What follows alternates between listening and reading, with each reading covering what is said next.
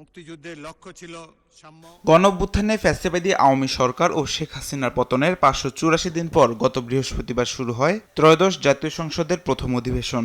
এই অধিবেশনেই গঠিত হয় 15 সদস্য বিশিষ্ট কার্য উপদেষ্টা কমিটি। শনিবার জাতীয় সংসদে অনুষ্ঠিত হয় কমিটির প্রথম বৈঠকে উপস্থিত ছিলেন প্রধানমন্ত্রী তারেক রহমান, স্পিকার হাফিজউদ্দিন আহমেদ, বিরোধী দলীয় নেতা শফিকুর রহমান সহ অন্য সদস্যরা।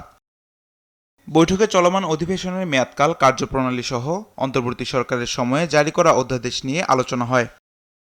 বৈঠক শেষে অর্থমন্ত্রী আমির খসরু মাহমুদ চৌধুরী জানান, ত্রয়োদশ জাতীয় সংসদের প্রথম অধিবেশন চলবে আগামী 30 এপ্রিল পর্যন্ত।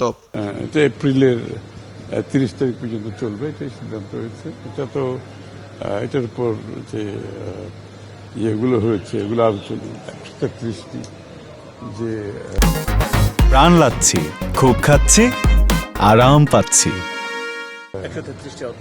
অধ্যাদেশ এগুলো বিষয় আছে। তারপরে আর সংসদের নর্মাল বিজনেস ট্রানজাকশন যেটা এগুলো সম্পাদিত হবে।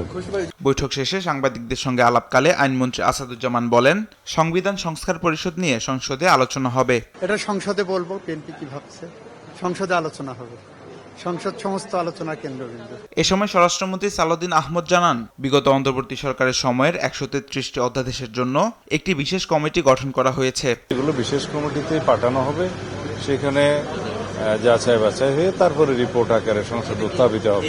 সংসদে কোন কোন বিষয়ে আলোচনা হবে, কি কি আইন উত্থাপন হবে, রাষ্ট্রপতির ভাষণের উপর কত ঘন্টা আলোচনা হবে, এসব নিয়ে বৈঠকে আলোচনা হয়েছে বলে জানান তিনি। তামিম মাহবুব, দেশ টিভি, ঢাকা। রিপোর্ট আকারে সংসদ